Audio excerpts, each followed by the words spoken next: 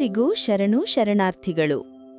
ಕೇಳಿದಿರಲ್ಲ ಸ್ನೇಹಿತರೆ, ಮಹಾಯೋಗಿನಿ ಅಕ್ಕ ಮಹಾದೇವಿ ತಾಯಿಯವರು ತಮ್ಮ ಒಡಲಾಳದ ಭಾವಗಳನ್ನು ತಮ್ಮ ಪ್ರಾಣದೊಡೆಯನಾದ ಚೆನ್ನಮಲ್ಲಿಕಾರ್ಜುನನ ಮೇಲಿರುವ ಅಚಲವಾದ ಭಕ್ತಿಯನ್ನು ಈ ಸ್ವರವಚನದ ಮೂಲಕ ಎಷ್ಟೊಂದು ಸುಂದರವಾಗಿ ಮನಮಿಡಿಯುವಂತೆ ಇಲ್ಲಿ ಹಿಡಿದಿಟ್ಟಿದ್ದಾರೆ ಅಲ್ಲವೇ? ಬನ್ನಿ, ಇಂದು ನಾವು ಈ ಅದ್ಭುತವಾದ ಸ್ವರವಚನ ಒಳಹುಕ್ಕು, ಅದರ ಅಂತರಾರ್ಥ ಮತ್ತು ಬೆರಗುಗೊಳಿಸುವ ರೂಪಕಗಳನ್ನು ಅರ್ಥ ಮಾಡಿಕೊಳ್ಳುವ ಪ್ರಯತ್ನ ಮಾಡೋಣ. ನಮ್ಮ ಈ ಹುಟ್ಟು ಸಾವಿನ ಸಂಸಾರವನ್ನು ಅಕ್ಕ ಮಹಾದೇವಿ ತಾಯಿಯವರು ಹರಿಯುವ ನದಿಗೆ ಹೋಲಿಸಿದ್ದಾರೆ. ಆ ನದಿಯಲ್ಲಿ ಭೌತಿಕ ಆಕರ್ಷಣೆ ಮತ್ತು ಮಾಯೆ ಎಂಬ ದೊಡ್ಡ ದೊಡ್ಡ ಸುಳಿಗಳು ನಮ್ಮನ್ನು ಸೆಳೆಯುತ್ತಿವೆ. ದಡ ಸೇರುವುದು ಹೇಗೆ ಎಂಬ ತಲ್ಲಣದಲ್ಲಿ ಅಕ್ಕ ಬಹಳ ಪ್ರೇಮದಿಂದ ಹಾಗೂ ದಿವ್ಯ ವಿನಯದಿಂದ ಭಗವಂತನಲ್ಲಿ ಸಂಪೂರ್ಣ ಶರಣಾಗತರಾಗುತ್ತಾರೆ. ಓ ನನ್ನ ಚೆನ್ನಮಲ್ಲಿಕಾರ್ಜುನ ದೇವನೇ, ಈ ಭವಸಾಗರದ ಸುಳಿಯಲ್ಲಿ ಸಿಲುಕಿರುವ ನನ್ನ ಬದುಕಿನ ದೋಣಿಯನ್ನು ದಡ ಸೇರಿಸುವ ಅಂಬಿಗ ನೀನೊಬ್ಬನೇ, ನನ್ನನ್ನು ರಕ್ಷಿಸು ಎನ್ನುತ್ತಾರೆ. ಬದುಕಿನ ಈ ಪಯಣದಲ್ಲಿ ಅಪಾಯವಿರುವುದು ಕೇವಲ ಹೊರಗಿನ ಸುಳಿಯಲ್ಲಿ ಮಾತ್ರವಲ್ಲ ಸ್ನೇಹಿತರೆ. ನಮ್ಮ ಆಧ್ಯಾತ್ಮಿಕ ಸಾಧನೆಗೆ 6 ಬೃಹತ್ ಅಲೆಗಳು ಭೋರ್ಗರೆಯುತ್ತಾ ಬಡಿಯುತ್ತಿವೆ.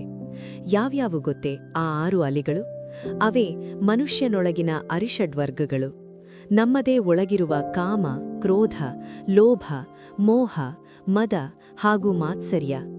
ಮೈಮರೆತರೆ ದೋಣಿಯನ್ನು ಮಗುಚುವ ಈ ಶತ್ರುಗಳೆದುರು ಮುಗ್ಗರಿಸದಂತೆ ನನ್ನ ಭದ್ರವಾಗಿ ಮುಕ್ತಿಯ ತಡಿಗೆ ಸೇರಿಸುವ ಹೊಣೆಯನ್ನು ಅಕ್ಕ ಆ ಚೆನ್ನಮಲ್ಲಿಕಾರ್ಜುನನಿಗೆ ಒಪ್ಪಿಸಿಬಿಡುತ್ತಾರೆ. ಇಲ್ಲಿ ನಾವೆಲ್ಲರೂ ಚಕಿತಗೊಳ್ಳುವಂಥ ಬೆರಗೊಂದು ಈ ದೋಣಿಯ ರೂಪಕದಲ್ಲಿದೆ.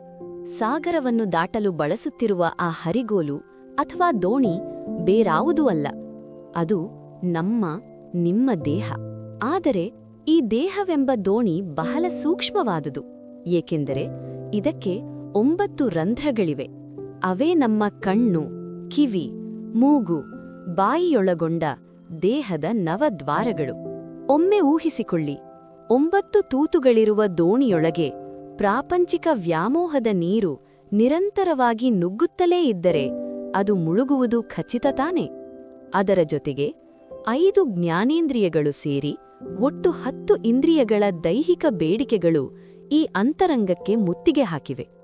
ಲೌಕಿಕದ ಸುಳಿಯಲ್ಲಿ ಒದ್ದಾಡುತ್ತಿರುವ ಪ್ರತಿಯೊಂದು ಜೀವದ ಒಳಧ್ವನಿಯೂ ಅಕ್ಕನವರ ಈ ವಚನದಲ್ಲಿದೆ. ಹಾಗಾದರೆ ದಾರಿಯೇ ಇಲ್ಲವೇ? ಭರವಸೆ ಕಳೆದುಕೊಳ್ಳುವಂತಿಲ್ಲ ಎನ್ನುತ್ತಾರೆ ಅಕ್ಕ ಮಹಾದೇವಿಯವರು. ಅಪಾಯಗಳಿಂದ ಪಾರಾಗಲು 2 ದಾರಿ. ಈ ಮುಳುಗುತ್ತಿರುವ ದೋಣಿಯನ್ನು ಗುರಿಯತ್ತ ನಡೆಸಲು ಸತ್ಯವೇ ನಮ್ಮ ಹುಟ್ಟಾಗಬೇಕು ಎನ್ನುತ್ತಾರೆ. ಸತ್ಯದ, ಪ್ರಾಮಾಣಿಕತೆಯ ಬದುಕೆ ದೋಣಿ ಸಾಗಲು ಬಲ ನೀಡುತ್ತದೆ. ಹಾಗೂ ಕಪಟವಿಲ್ಲದ ಅಚಲ ಸದ್ಭಕ್ತಿಯೇ ನಾವೊಯ್ಯುವ ಹಾದಿಯಾಗಬೇಕು. ಸತ್ಯದ ದೋಣಿ ಏರಿ ಸದ್ಭಕ್ತಿಯ ಪಥದಲ್ಲಿ ಸಾಗಿದಾಗ ನಾವು ಎಲ್ಲಿಗೆ ತಲುಪುತ್ತೇವೆ?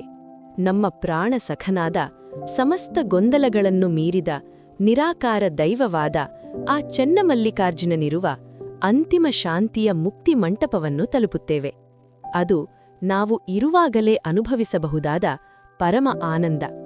ಕೇಳಿದಿರಲ್ಲ, ಶರಣಾಗತಿ, ಸತ್ಯ ಮತ್ತು ಭಕ್ತಿಯ ಬೆಸುಬೆಯಲ್ಲಿ ಜನ್ಮವೆಂಬ ಸಾರ್ಥಕ ಪಯಣವನ್ನು ಅಕ್ಕ ನಮಗಾಗಿ ಉಡುಗೊರೆಯಾಗಿ ನೀಡಿದ್ದಾರೆ.